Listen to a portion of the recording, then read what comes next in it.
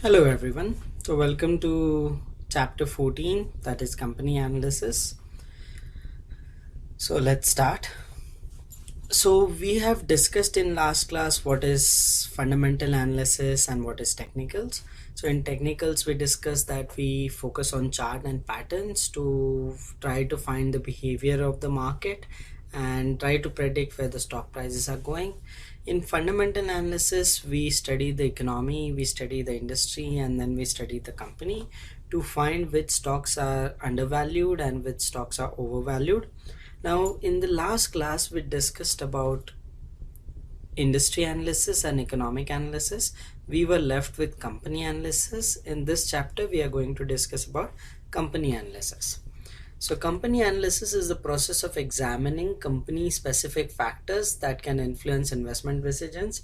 We'll discuss analysis of financial statements and ratios in this chapter. So first statement that we are going to discuss is statement of comprehensive income. So if you remember, we have covered this in level 1. Statement of comprehensive income start with sales.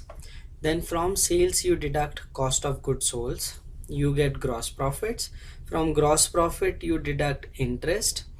You deduct depreciation, you deduct amortization, and you deduct taxes. Finally you get profits that are there for shareholders. So in income statement, what you're doing is you're starting with revenues and boiling down to profits. Now, as a shareholder, first concern that you have is revenues, that is top line, that is sales. Now, a growing trend in revenues is desirable. So if the trend is falling, that is if sales are falling, it doesn't make any economic sense to invest in that company. If it is a minor fluctuation because of business cycles, still you can consider, but if it is a consistent declining trend in revenues, then the company is not adding any value for shareholders. It is not gaining market share, its products are not selling, all those things. So as a stock investors, it is important that revenues should have a growing trend. Now, along with this growing trend, we are also interested in reasons for growth of sales. So increase in prices and volume is generally a positive sign. Sorry for this pops up. Sorry for these pop-ups. So increase in price or volume is a positive sign. Introduction of products is a positive sign. Expanding to a new geography, for example Tesla starting a factory in Shanghai in China, it's a good sign. Takeovers, it depends on what the takeover is for. Some companies try to hide losses by doing mergers and acquisitions, so in those cases mergers and acquisitions are not good.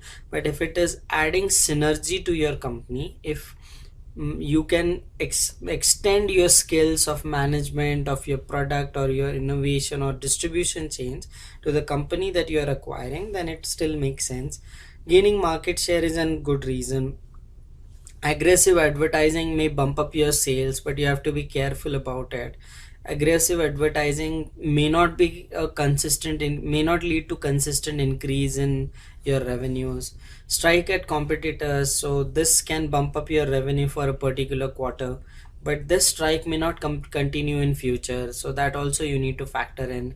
And finally you need to factor in business cycles. So as the business cycle moves, the revenue moves.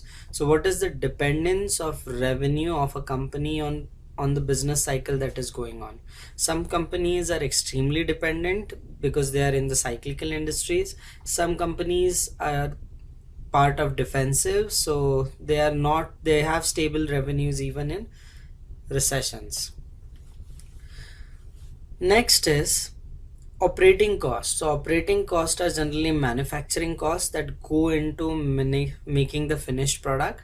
So they are always seen in relations to sales. So if sales are increasing and costs are increasing at the same pace, as a ratio, the ratio would remain same. But if sales are growing faster than your cost, then you are adding efficiency. But if sales are growing slower than your cost, so your cost is increasing but sales are not increasing to that extent, then you're losing efficiency.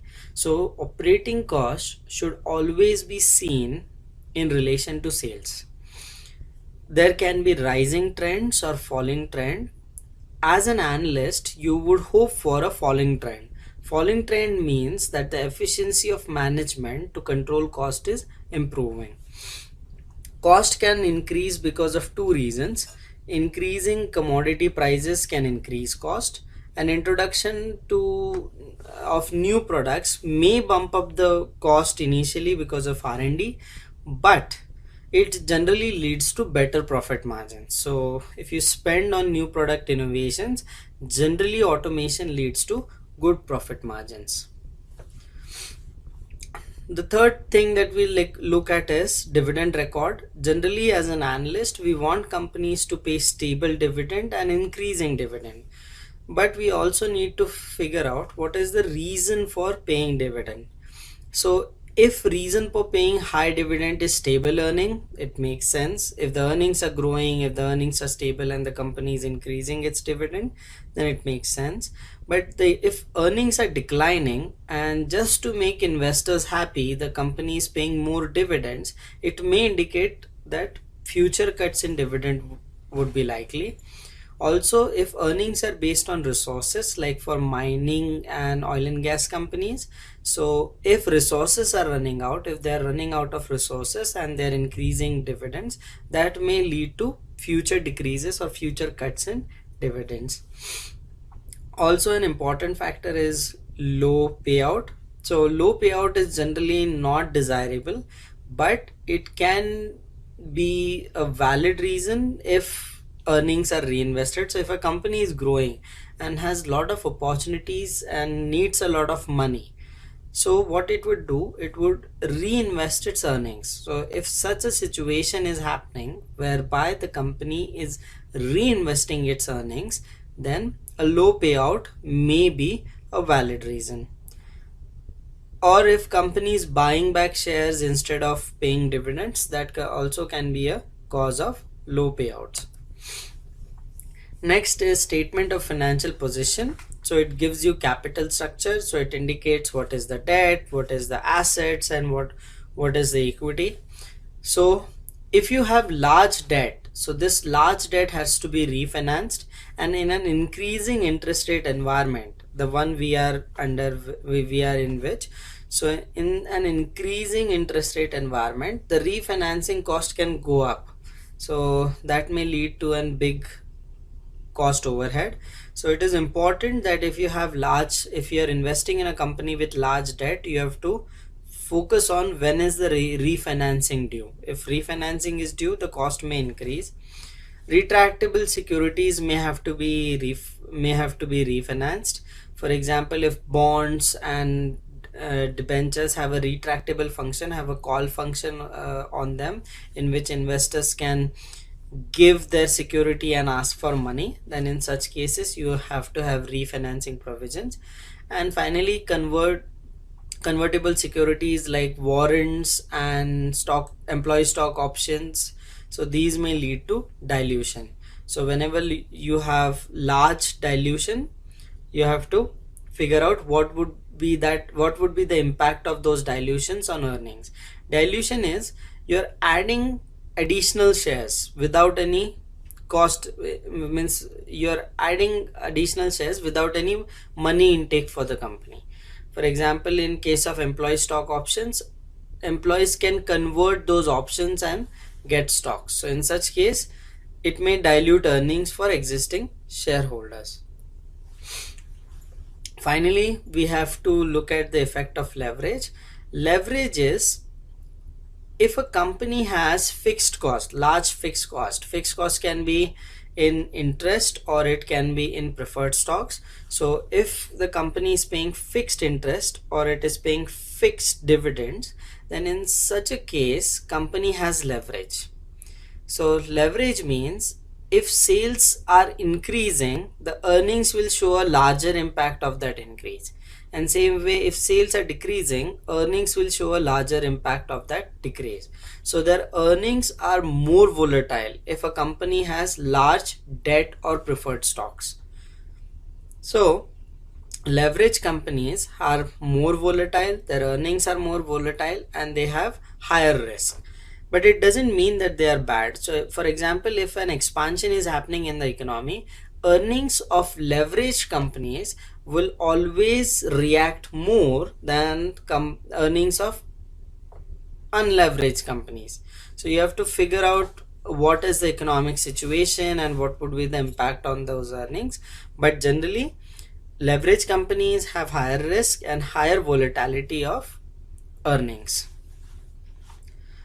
Other features of company analysis, so look, all along with looking at these financial statements, you also have to look at other factors like qualitative analysis. What is the management effectiveness? What are the other intangibles, like what is the growth prospect, what are the innovations that the company is doing, what is the general market sentiments, what is the corporate social responsibility that the company undertakes, etc. Along with that, you also look at liquidity of common shares. So if you're investing in a stock, you should be able to sell it. So it is important to look at the liquidity. Continuous monitoring is required whenever you invest in stocks. So financial situation or non-financial stuff may be changing, so you need to continuously monitor your investments. And you look at non-financial stuff, you look at the financial statements, and also it is important to read notes to financial statements, because generally companies follow IFRS. Now IFRS has a lot of flexibility, so company has a lot of flexibility on how they represent their data. So it is important to read notes to financial statements because they make you understand what is going on. So examples of important things that can be disclosed in notes can be changes in accounting practices that can increase or decrease expenses without business actually doing well. Changes in company's auditor, it's not a positive sign if a auditor has been recently fired. There may be a case that auditor came across some kind of discrepancy, and because of that the company's management changed auditors. So changes in auditing team has to be carefully reviewed. Acquisition of smaller companies to manipulate consolidated statement. When you acquire a smaller company, you merge financial statements, so that may lead to a positive impact that may not be sustainable. And also you need to check for mergers that are done to hide losses. Next is trend analysis. So in trend analysis, what we do is there is a series of data. The first year's data we generally consider to be base.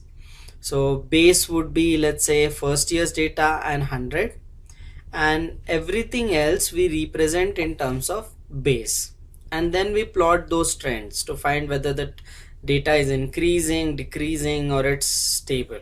So I'll show you for example.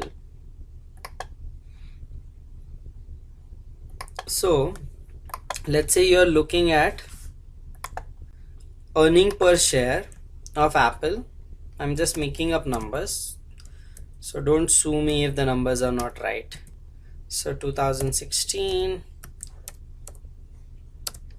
2017 and 2018, you're looking at 3 years. The earning per share was 18. It was 20 in 2017 and it went to 25 in 2018.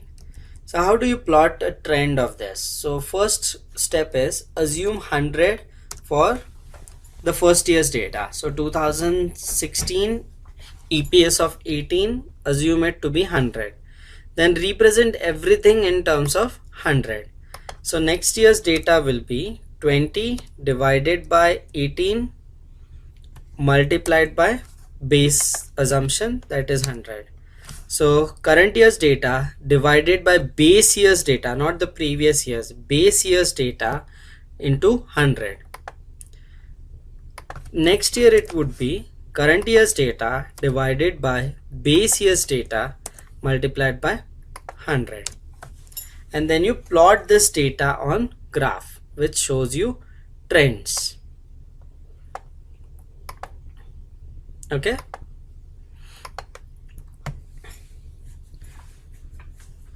Now before we move to ratios, one thing is, along with this, a percentage change method can also be used, but the book says that percentage method is more complex to create, so trend is widely used. Now what is ratio? Now this is a bit of mathematics before we start with financial ratio. So a ratio is one variable expressed as another. So it has two parts, numerator and denominator. There are two possibilities. There can be an increase in ratio, which is caused by increase in numerator or decreasing denominator, and there can be decrease in ratio, that is caused by decreasing numerator and increasing denominator. Now whenever you look at ratio, you have to figure out whether the ratio has increased or decreased, and then you have to figure out whether the numerator has increased or decreased and denominator has increased or decreased, and what is good for you as an analyst. So this is extremely important to understand why the ratio increases and why the ratio decreases. Ratio increases because numerator is increasing or denominator is falling, and decreases because numerator is falling and denominator is rising, and or. Okay. Now ratios can be compared with past. If you're analyzing a company, let's say you're analyzing Apple, so you can compare Apple's ratio current year versus Apple's ratio in its past. So it can be compared with its past. This is called as time series. Or it can be compared with its competitors. So let's say you're comparing Apple's ratio with Samsung. So Samsung is a competitor for Apple, so you compare Apple's ratio with Samsung. You can also compare it with average of industry in current year. So let's say 2018, the mobile manufacturing industry or mobile sales industries had an average of XYZ, and then you compare it. Or you can compare it with industry standards. Now industry standards are generally long-term averages. Now it is important that industry average is the current year's average, so it changes every year, but industry standards are generally long-term averages, so they don't change much. Okay, so industry average and industry standard is different. Now we are going to see different types of ratios. So majorly four types. Liquidity ratio, it is used to judge company's ability to meet its short-term commitments. So it shows whether the company will sustain in the short run. Risk analysis ratio, it shows how well can a company deal with its long-term debt. So whether the company can sustain in the long run, whether it can pay off its debt and continue growing and continue doing business. Then you have operating performance ratios, that indicates management's efficiency, so how well the management is making use of the resources. And value ratio, are you paying the right price? That is decided by value ratio. Now liquidity ratio, first type is working capital. Now this is an important ratio. It has current assets in numerator and current liabilities in denominator. Now what are you doing? Means you are trying to figure out whether the company has enough current assets to pay off its short-term liabilities. So whatever liabilities are due in short term, whatever the short-term credits are there, whether the company can pay it off. If it is not able to pay it off, the creditors may sue the company and it can lead to bankruptcy. So it is important to understand whether the company can sustain in the short run by paying off its short-term liabilities. Generally, increase in this ratio is good. Now, an important part is current assets also include inventories. So in numerator, you have current assets, that is composed of cash, short-term investments as well as inventory, and in denominator you have current liabilities, that is composed of short-term liabilities and current portion or the due portion of long-term liabilities in the coming year. Now it is important to understand that inventory is a part of numerator, that is part of current assets. Now to convert inventory into cash, you have to sell it.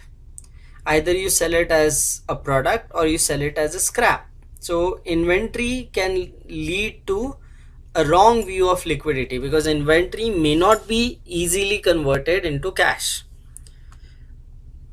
Suggested ratio is 2:1, but it depends on type of business and industry. Generally, companies that have stable earnings, that is stable cash flows, can have a lower ratio, but companies that are generally not having stable cash flows generally need to have better liquidity. So you're analyzing company ABC. So ABC's ratio in 2017 was 2 and its ratio in 2018 working capital ratio is 2.6. So the ratio has gone up. Now again back to our basic math discussion. When will this ratio go up? This ratio will go up when current assets are improving or there are lesser current liabilities. So if current assets are improving as compared to its liabilities, the liquidity position of company is improving, which is a good sign. So as compared to its past, the company is doing a good job. Now its XYZ is the biggest competitor. So as compared to competitor, it is doing a good job even right now. So 2.6 versus 2.2. So it has more liquidity as compared to its competitor. It is doing better than the industry average right now, and it is doing better than the industry standard. Next ratio is quick ratio. So last ratio we discussed, there is an issue with inventory. Inventory may not be so liquid. So to avoid this issue, we remove inventory from numerator. So quick ratio is constructed by removing inventory from numerator. This ratio increases when current assets improve, that is cash and short-term investments are more as compared to current liabilities. It is more stringent and increase is generally good. Suggested ratio is 1:1. Now the issue with liquidity ratio is if you have too much liquidity, let's say your working capital ratio is 10 and the industry is running at 2. Now you have lot of inventory and this may be a cause of concern and it's a sign of financial mismanagement. Either you have more inventory than you desire, or your inventory is absolute, you cannot sell it, or you have over invested in inventory. So one of the reasons, so it can be a cause of financial misconduct. So generally both these ratios, higher is better, but you have to be careful with working capital ratio. Too high indicates financial mismanagement. So you're comparing quick ratio now. So it is 1.4. It was 1.4 in 2017. Now it has gone down to 1.2. So as compared to its past, the company's ABC's liquidity position has deteriorated. So it has lesser assets versus its liabilities. Then as compared to its competitor, the ratio is low. As compared to industry standard and industry average, the ratio is low. So company has bad liquidity as compared to its competitor, industry average and industry standard. Now these questions, I would insist you to pause, think about it, and then again play to understand my answers. So the first case is a large debt payment becomes due. What will be impact on current ratio? So if debt payment is becoming due, it will increase the current liability. Now if current liability is increasing, the denominator is increasing, which leads to a lower ratio. If the company wrote down its inventory due to obsolescence, what will be impact on current and quick? Now in terms of current ratio, inventory is a part of current asset. So if inventory is writing down, it's going down, numerator is going down, so this ratio will go down. But in quick ratio, we do not consider inventory, so inventory is not a part of it, so ratio is not impacted. Next is risk analysis ratio. So we focus on riskiness of the company. So we try to focus on debt, long-term debt of the company. So we show short-term debt in liquidity, long-term debt we look at in risk analysis. So is the long-term debt reasonable? Can the company pay interest as measured through interest coverage ratio, or what is the company's ability to pay debt measured through is asset coverage and cash flow to debt ratio? So the next ratio in risk management, the first ratio is asset coverage ratio. So purpose of this ratio is access the debt holders protection provided by company's tangible assets after removing all liability. So simply put, it means how much asset you have to pay your debt. If the company closes down, can all debt be paid? That is what we are looking at, because assets, you will use assets to pay off debt when you cannot make debt payments through your earnings. So do you have enough assets to pay your debt? So it generally indicates riskiness of doing business, means riskiness of investing. If asset coverage ratio is too low, you don't have enough assets to pay your debt, you're highly leveraged, and if something goes wrong, then the company can be bankrupt and you can lose money. So numerator, you have tangible assets, where from which we generally remove goodwill.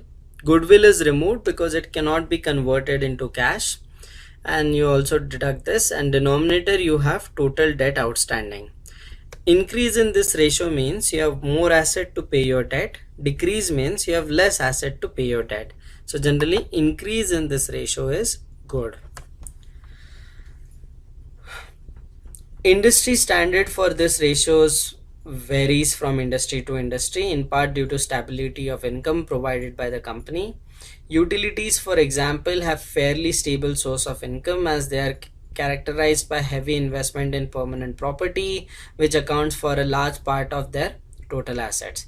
They are also subject to regulation, which ensures utility a fair return on investment. So this ratio is different from industry to industry, but industries that have stable source of income can even go away with lower asset coverage. But when the source of income is not very stable, then you need to have better asset coverage. So you're analyzing asset coverage for ABC. ABC's ratio is 5 in 2017. It went up to 7 in 2018. So asset coverage has improved. So company has more assets for its liabilities. That's a good sign. As compared to its competitor and industry average, it is good, but as compared to industry standard, it is not good. So industry right now, the industry average is lower than industry standard. So current year industry is not having much asset coverage. So either the entire industry has taken on more debt, or it has reduced its assets as compared to its past. But company ABC is performing better as compared to competitors and the industry. Next ratio is debt to equity ratio. Shows the portion of borrowed funds used relative to investment made by the shareholder. In numerator, you have total debt, long and short, and in denominator, you have equity. Now, debt is riskiness. If you have too much debt, you have high risk of investment.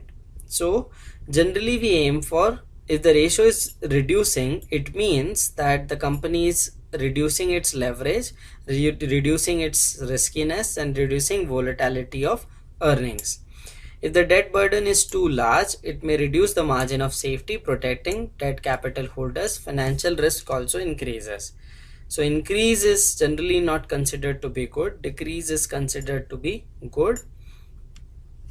If you're analyzing ratios of this company, so ABC had a ratio of 0.9 in 2017, that improved to 0.75, which is a good sign because it improved. So debt is going down, debt is in numerator. If ratio is shrinking, numerator is shrinking, so that is debt is shrinking. XYZ's ratio, competitors ratio is 0.5, and industry standard and industry average are 0.4 and 0.5. So though the company has reduced its debt, it is still having significant debt as compared to competitor as well as industry in general. Next is cash flow to debt outstanding. So it measures the ability of a company to repay the fund it has borrowed. In numerator, we have cash flows from operations, and in denominator, we have total debt outstanding, long and short. So what are you doing? You are trying to figure out whether the company has enough cash flows from its operations to pay debt. and what portion of debt can it reduce if it wants within a year. So increase in this ratio means your cash flows are rising or your debt is shrinking. That's a good sign. Decrease is not so good because cash flows would fall and your debt would rise. If you're analyzing a company, so in 2017 the ratio was 0.6, now it has gone down to 0.45. So what does it mean? Cash flows has gone down as a percentage of debt. So that's not a good sign, but as compared to industry and competitors, it is still doing a decent job. Interest coverage ratios measures the ability to pay interest on debt. Standards vary from industry to industry. It is a key ratio for rating companies. So in numerator you have profits before interest, and in denominator you have interest charge. So what are you doing? You are looking how many times can your profits cover your interest charge. So example, if this ratio is 10, it means you can pay interest charge 10 times through current earnings. So increase is generally good, decrease is not considered to be a decent sign. So ratio in 2017 for ABC was 17, now it is 10. Competitors ratio is 11, industry average 9, and industry standard 8. So what does this mean? This ratio has fallen as compared to past. So company has lesser earnings for paying its interest charge. So either it has taken on more interest or its earnings are falling. So both of this is not a good sign. As compared to its competitor also, it's not having a good interest coverage, but it's compared to industry in general and industry standard, it is doing quite well. So determine impact of company's debt ratio in each of the following situations. So company, the economy is in recession and profit falls. So profit falls, fall in profit generally can be considered as fall in cash flow from operations and also fall in earnings before interest and tax. So if both these things are falling, cash flow to debt as well as interest coverage, both these ratios will go down. Okay. Now company completes a large equity issue, so that will have an impact on debt to equity ratio. So if equity is increasing, this ratio will go down.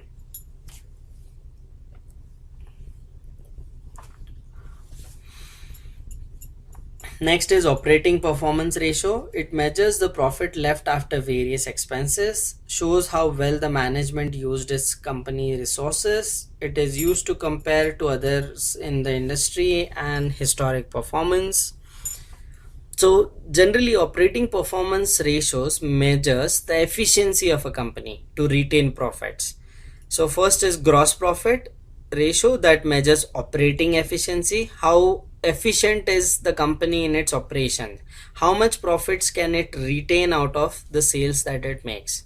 Numerator you have revenue minus cost of sales, that is gross profit, and in denominator you have revenues. Increase is a good sign because it means you are retaining higher profits, and it also means that the management efficiency is good. Decrease is bad sign. So company's ratio in 2017 was 15%, in 2018 it was 0.2, that is 20%. So gross profit ratio has improved as compared to past, so management is getting more efficient, but as compared to its competitor and industry average, it is not as efficient as others. So industry is much more efficient and the biggest competitor is more efficient than the company, but industry standard it is still beating. Next is net profit. So we saw total efficiencies given by gross profit ratio, operating efficiencies given by gross profit ratio, total efficiencies given by net profit ratio.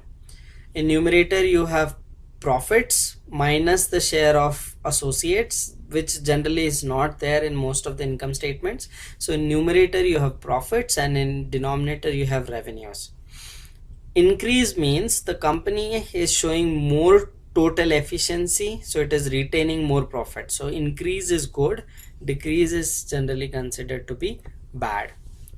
So net profit ratio, if you're analyzing company ABC, so it was 40% in 2017, it is 30% now. So the ratio has gone down. That's not a good sign. But as compared to its competitors and industry, it is still having a better ratio. So though the efficiency, total efficiency has gone down as compared to past, the company is still more efficient than the biggest competition as well as the industry in general. Next is return on common equity, shows the dollar amount of earnings that were produced for each dollar invested by the company's stockholders. So it is how much percentage return does the company give you for amount of money you invested as a shareholder. So more the return, better it is for you. So in numerator you have profits and in denominator you have equity. So as an investor I would want more profits and lesser number of shareholders. So increase is generally good and decrease is bad. So if you're analyzing company ABC, ABC's ratio in 2017 was 24%. In 2018 it has gone down to 20%. So return on equity is falling. This indicates that management is not utilizing its resources in a good way. So that's not a good sign. As compared to its competitors, the biggest competitor XYZ has more ROE, but as compared to average and standards, the industry is still okay. That means the company ABC is still okay. So next is inventory turnover ratio, measures the amount of inventory in terms of sales. So numerator you have cost of sales and denominator you have inventory. So what it does, it tells you how many number of times are you selling your inventory in a year. Now as a business I would want to sell my inventory as often as I can because that provides liquidity. Money is not blocked in my inventory. So increase in this ratio is good. Now reasons for low turnover can be that the inventory is unsaleable, you have overbought your inventory, or in accounting you are overstated your inventory. All these cases are not good, so we want a good inventory turnover ratio. So if you are analyzing company ABC, ratio in 2017 was 2, in 2018 it was 5. So ratio has gone up. So company is selling its inventory 5 times this year as compared to 2 times in past. So that's a good sign. It is a better liquidity position for the company and it is performing quite well as compared to its competitor and industry in general. Next is value ratio. So first value ratio is percentage dividend payout ratio, measures the extent that profits were paid to common shareholders. Numerator you have common share dividends, denominator you have profit. So it tells you how much percentage of profits were shared with shareholders. Now generally we want a good dividend payout ratio, but it also means that company has lesser earnings to grow, right? So if company has good growth opportunities and the dividend ratio is falling because company is paying in reinvesting in itself, that is not so bad sign. So but and top level remark, generally increase in dividend payouts is good, decrease is bad. So you are analyzing company ABC. Company ABC's ratio in 2017 was 15%, ratio in 2018 has gone up to 60%. Now this is a means if it would have increased to around 20 to 25%, that would be still okay, but it's a big jump. So now you have to find out what is the reason. Whether the company doesn't have any growth opportunities, that's the reason it is paying very high dividend. So you need to figure out what has happened. As compared to its competitor and industry, it is still doing okay. Next is earning per common share, measures earning available to common shares. Numerator you have profits, denominator you have number of stocks, that is weighted average number of common stocks. Earning per share means how much dollar profit does the company make for one share. The more dollar profit it makes, better it is for you. Increase is good, decrease in earning per share is bad. Dividend yield measures investors percentage return from dividends. So in numerator you have dividend paid and denominator you have current market price. Increase is generally considered to be good, but again with dividends you have to be careful. Why is the increase there? So dividend yield, you are analyzing dividend yield. So 17 it was 3%, in 18 it is 3%. So it is maintaining a stable dividend payout ratio, dividend yield ratio, and as compared to its competitor it is better, but industry average is higher. So others in the industry are paying more dividends and industry standard is little, it's almost the same. Next is book value per share. It measures how much protection does the common shareholder have. In numerator you have equity, in denominator you have number of stocks. So assets minus liability is equity. So net assets divided by number of stocks. It gives you protection. So higher the protection, better. So higher the book value, better as compared to market value. So you're analyzing company ABC, market price is 30, book value is 20. So what does it mean? That in worst case, the company, if it closes down, it sells all its assets, it pays all its liabilities, still a shareholder will be left with $20. So there is $20 of your investment is safeguarded right now, $10 is speculative. Next is price earning ratio. It is used to show how much an investor is paying for company's earnings, allows a common comparison between others in the industry. Numerator you have current market price, denominator you have earning per share over last 12 months. So price earning ratio is how much you are paying for $1 earned by the company. Now our objective as investor is to find good companies and pay less. So we ideally want PE ratios to go down or to be less than the competitors. So PE ratio generally increases in increasing stock market and it decreases in decreasing stock market, and high growth companies tend to have higher PEs, but as a thumb rule we want to invest in companies that have lower PE. So companies ratio is 10, PE ratio is 10, XYZ's ratio is 11, industry standard is 15 and 13. So ABC is trading at a lower PE. Next is dividend discount model. So it is a valuation model. Formula for it is price of any stock is all the future dividend the company is going to pay. So how do you find this price? So price is equal to dividend it will pay next year. So that's the next approximate dividend you're going to get, divided by R, that is the discount rate that is dependent on the risk of investing, minus G, that is growth of dividends. So price is current intrinsic value of the stock. Dividend 1 is the expected dividend paid out by the company in 1 year. R is the market capitalization rate or market consensus rate, also known as required rate of return.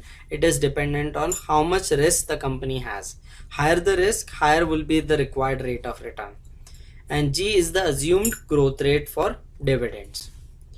So I would urge you to solve this question. So it is current market price is 50 and they have given you some information. So expected dividend is 2.5, then it grows at a rate of 4% and required rate is 8%. So if you put it in formula,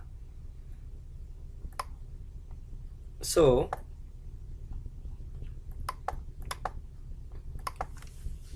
intrinsic value will be 2.5, that is the expected dividend, minus R minus G. R was 8% and the growth rate was 4%.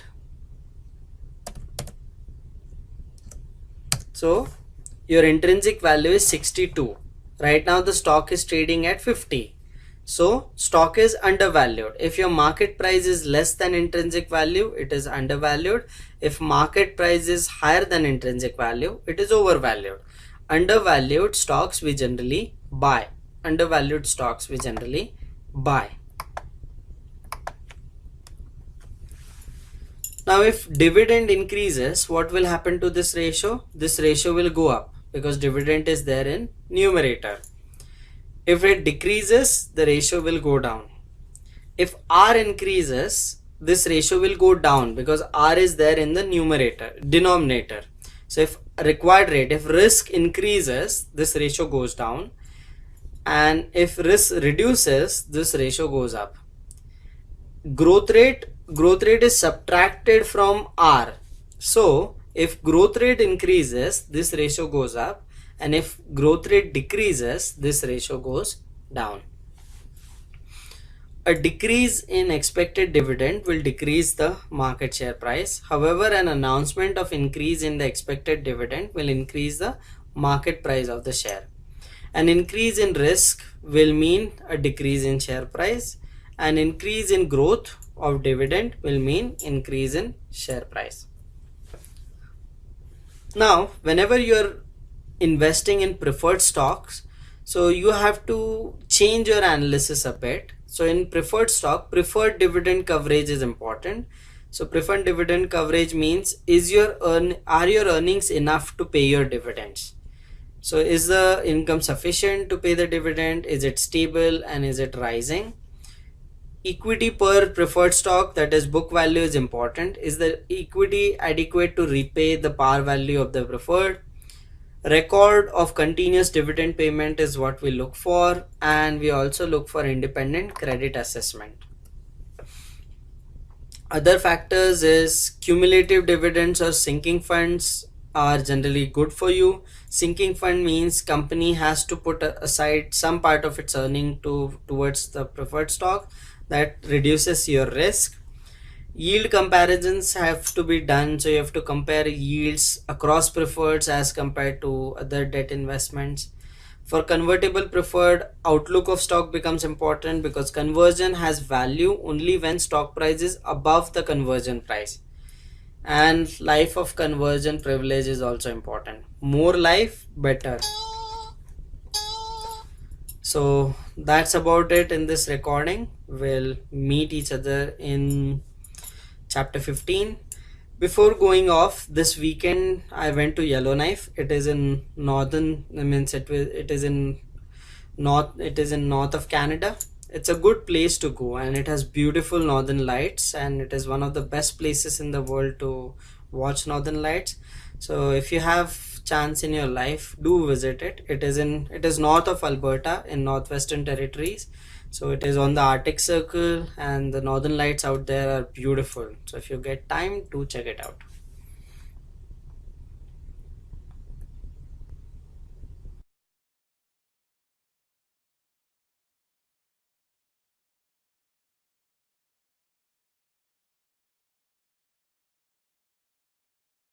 Reduces risk to a point. Beyond that, only it decreases marginally. Now there is concept of portfolio beta and portfolio alpha. Portfolio beta means how your portfolio reacts to a particular benchmark or an index, generally considered to be market. So how does your portfolio react to the market in general? Portfolio alpha means, are you able to generate returns that are above your expected returns? So if a portfolio manager, if the expected returns of a portfolio considering its risk were 20% and the manager generated returns of 25%, then alpha is positive because he generated 25, expected were 20.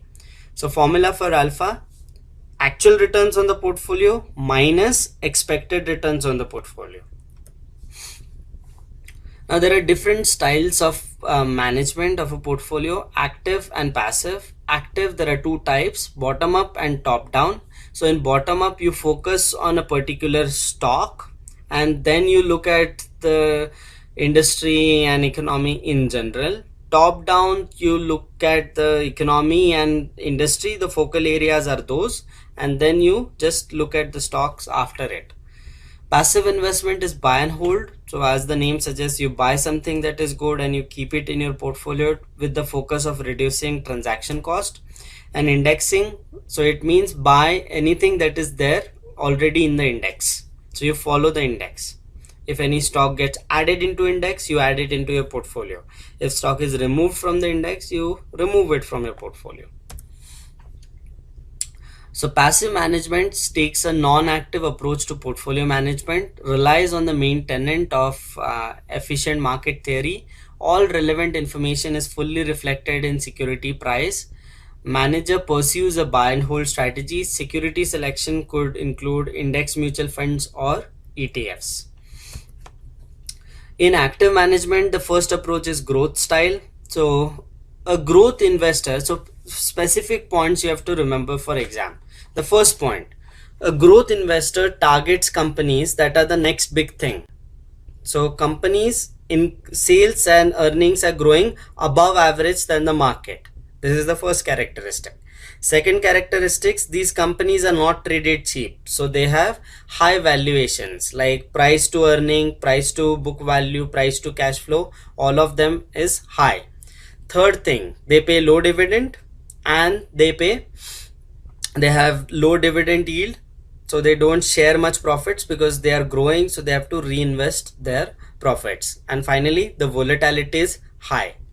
So once again, they have high earning growth, they have high valuations, they have low dividends, and the volatility of prices is high.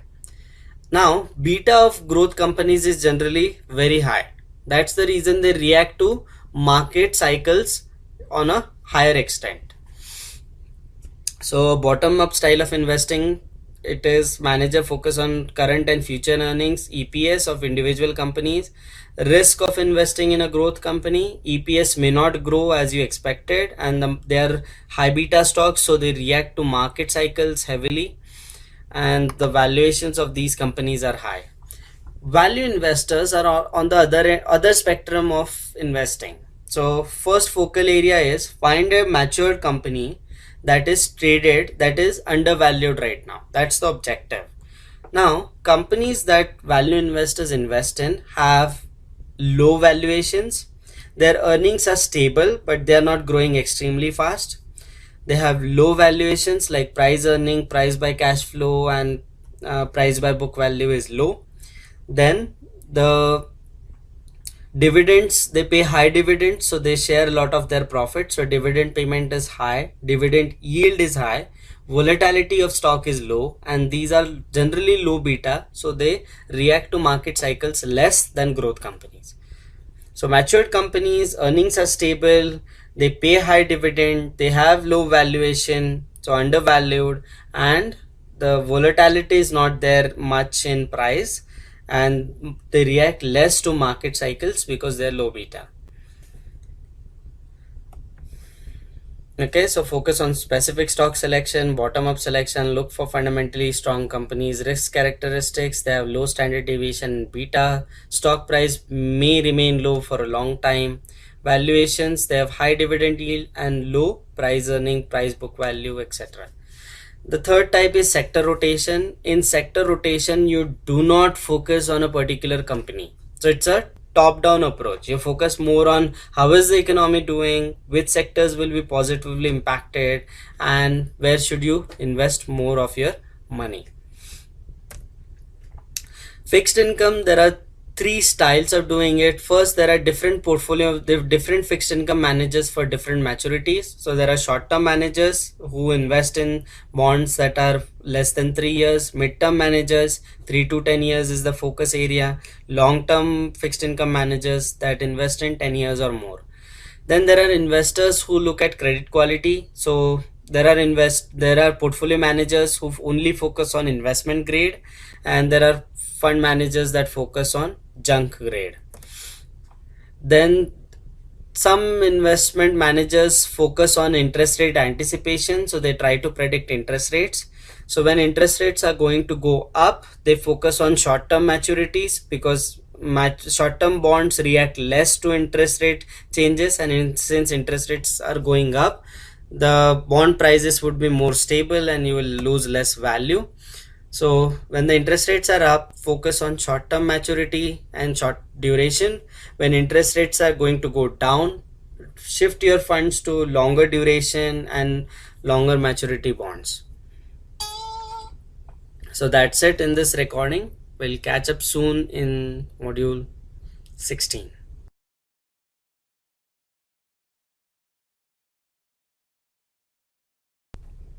Hello everyone.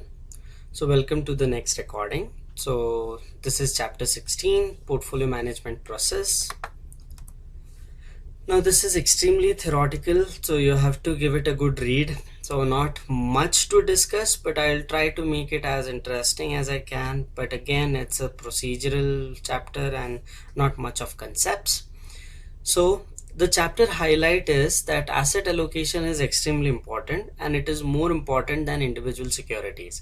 So this is a case that the book discusses. Now, if you are attending classes that I teach for CSC 2, then I did some mistake while discussing this in class. The reason is I jumbled up some numbers, so that's a key takeaway. Do not make presentations at last minute, and at least review them once. So this is a key takeaway for me. So the book is showing this example, so let's go through it. So what it says that returns on a benchmark were 10%, fixed income benchmark gave 6%, and cash gave 25%. Sorry, this is the mistake that was there. This should not be cash, this should be equity. Okay, so benchmark in cash gave 10, fixed income gave 6, and equity gave 25. Manager X beat the benchmark in cash. He generated 11, beat in fixed income 8%, and did well even in equity. So that is 30%. Y did 9, 4, and 20. So he did not do as well as Manager X. So instead of 11, he got 9, instead of 8, he got 4, and instead of 30, he got 20. But asset allocations that they made in equity were 5, 70, and 25, and Y made 5, 25, and 70. So Y allocated more towards, this is again, see, this is equity and this is cash. So this is the mistake that I had made in the class. So this is cash, he allocated 5, fixed income 70, X, and equity 25, 5, 25, and 70. So Y is allocating more towards equity. Now, who has performed well? So if you see stock selection, X has done a better job. He got more returns out of cash, he got more returns out of fixed income, and he got more returns out of equity. Manager Y did not do so well in terms of stock selection. But let's see portfolio returns for X and Y. So portfolio return for X will be weight of A into return of A plus weight of B into return of B plus weight of C into return of C.